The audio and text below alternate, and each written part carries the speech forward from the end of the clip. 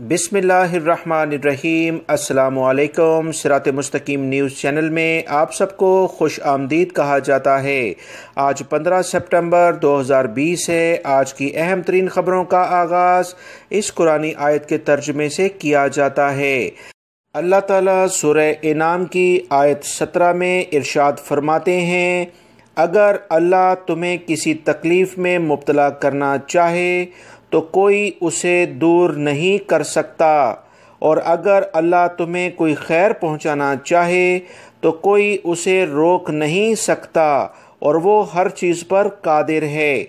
अल्लाह रब्बुल इज़्ज़त हमें इन आयत पर मुकम्मल ईमान लाने की तौफीक अता फ़रमाए, आमीन। अब हम नज़र डालते हैं दोस्तों आज की कुछ अहम तरीन ख़बरों पर। मेरी इस वीडियो को लाइक अभी कर दें और मुकम्मल होने के बाद दोस्तों से भी शेयर कर दीजिएगा।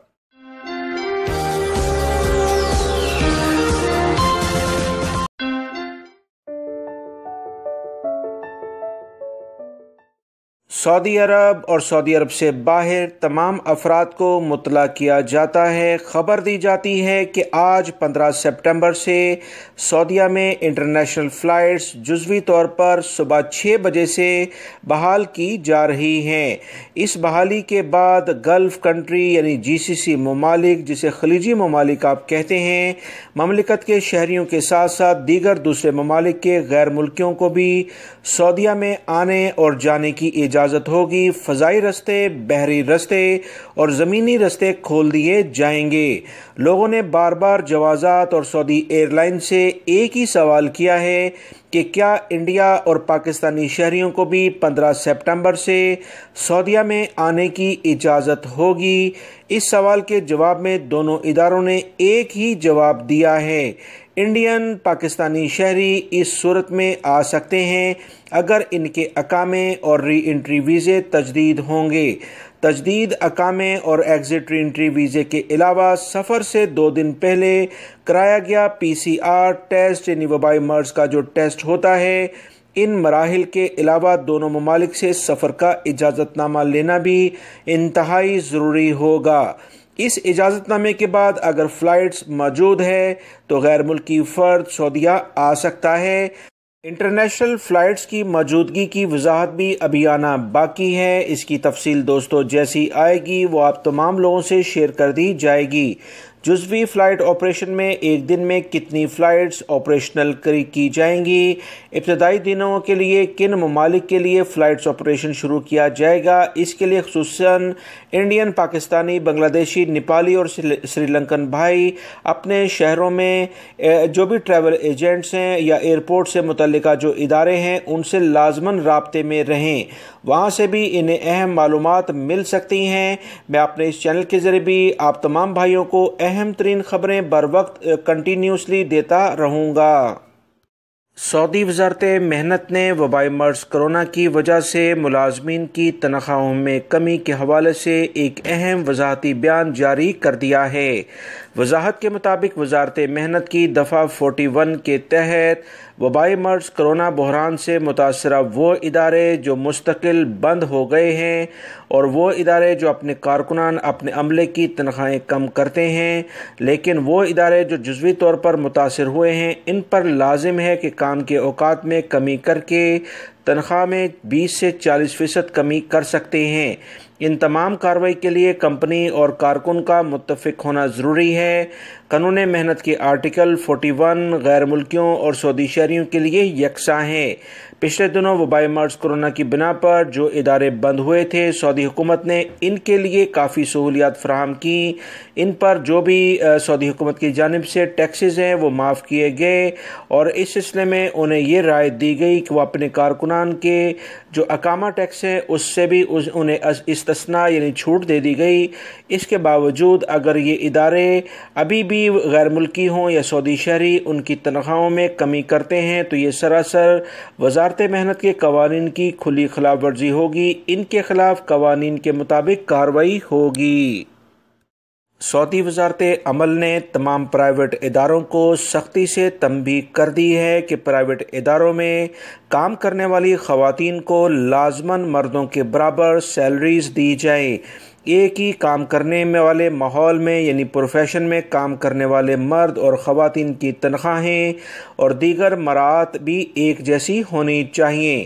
بہت ساری خواتین کا اس سلسلے میں باقاعدہ شکایتی بیان سامنے آیا تھا، جس میں انہوں نے بتایا تھا کہ ایک جیسے پروفیشن میں جتنے بھی ورکنگ آورز میں کام کرنے کے باوجود مرد ملازمین زیادہ تنخواہیں لیتے ہیں، خواتین کو کم تنخواہیں دی جاتی ہیں۔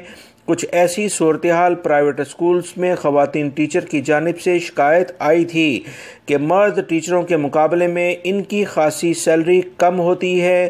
اس تمام صورتحال کو دیکھتے ہوئے مکتبہ عمل یعنی منسٹری آف لیبر، وزارت عمل نے ایک واضح تنبیہ بیان جاری کیا ہے کہ ایسے پرائیویٹ اداروں کے خلاف کارروائی کی جائے گی جو کہ خواتین کی سیلریز کم رکھتے ہیں، لہٰذا وہ تمام غیر ملکی اور سعودی شہری ہوں، قوانین سب کے لیے برابر ہیں۔ اگر آپ کو کسی بھی جگہ پر اس طرح کی شکایت ملتی ہے تو لازمی طور پر اس سلسلے میں مکتبہ عمل کی ہیلپنگ لائن 19911 پر کال کریں یا ان کے آفیسز جو جگہ جگہ کھلے ہوئے ہیں وہاں پر جا کر شکایت درج کروا سکتے ہیں۔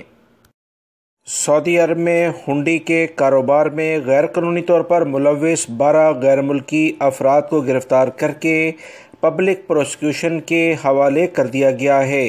سعودی سیکیورٹی اداروں کا کہنا ہے کہ ہنڈی کے کاروبار میں ملوث افراد اپنے ہم وطنوں سے رقمیں جمع کر کے غیر قانونی طریقے سے بیرون ملک ان کے وطنوں میں ارسال کرتے تھے۔ ابتدائی تفتیش اور عدالت میں پیشگی کے دوران یہ بات ثابت نہیں کر سکے کہ وہ رقمیں کس طرح حاصل کرتے تھے۔ سعودی عرب کے قوانین کے مطابق اپنے وطنوں میں رقم بھیجنے والے وہ تمام غیر ملکی افراد اس بات کو اچھے طریقے سے جان لیں جس ذرائع سے انہوں نے رقم حاصل کی ہے۔ اگر اس میں ہلکی سی بھی گڑبڑ ہے تو بہت بڑی مشکل ان کے لیے کسی بھی لمحے کھڑی ہو سکتی ہے۔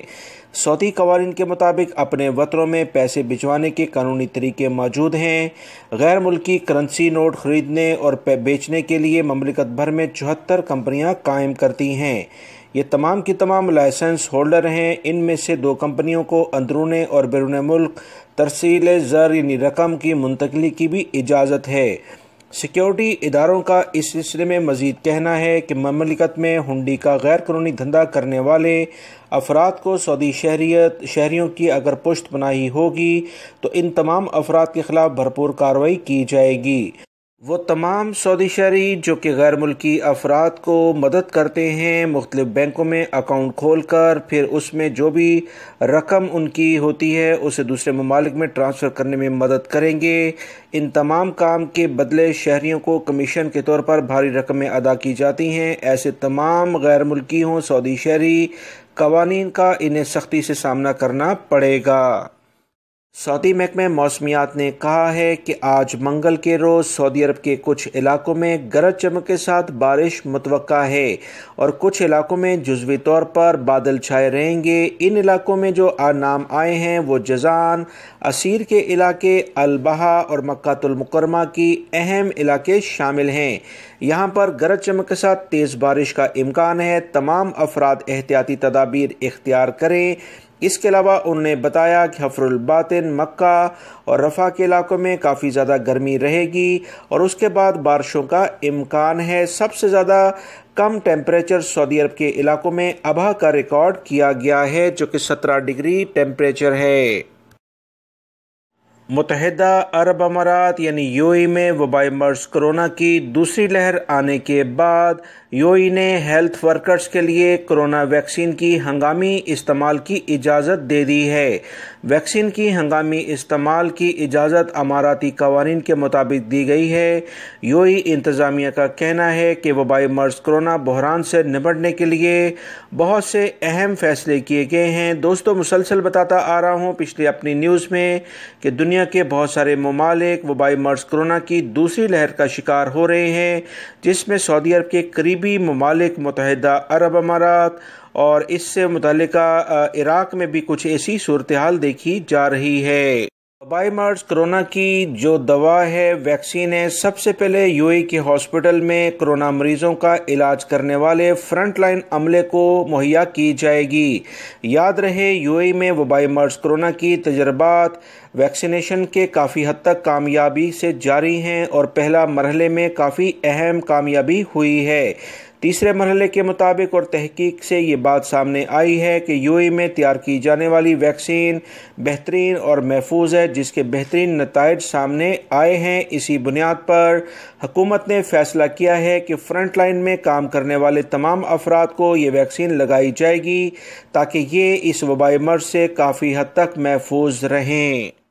सऊदी महकमे ट्रैफिक ने एक बार फिर मज़रों में काम करने वालों और ऊँट पालने वाले अफराद को मुखातिब करते हुए कहा है कि हाईवेज़ और दीगर दूसरी शाहराहों पर बहुत बार गाड़ियों ऊँटों से टकराने पर जो मुख्तलिफ हादसात रोनमा होते हैं, जिसमें जानलेवा हादसात भी होते हैं, ऐसे तमाम मज़रों और इन जानवर पालने वाले अफराद के ख़िलाफ़ भरपूर कार्रवाई की जाएगी और इन्हें 5,000 से 10,000 रियाल जुर्माना किया जाएगा, क्योंकि आम सड़कों पर या मज़रों के करीब जो भी एरियाज़ हैं, ऊँटों को कंट्रोल करना इनकी अव्वलीन ज़िम्मेदारी है, क्योंकि अगर वो ऐसा नहीं करते तो इससे हादसात रोनमा होते हैं।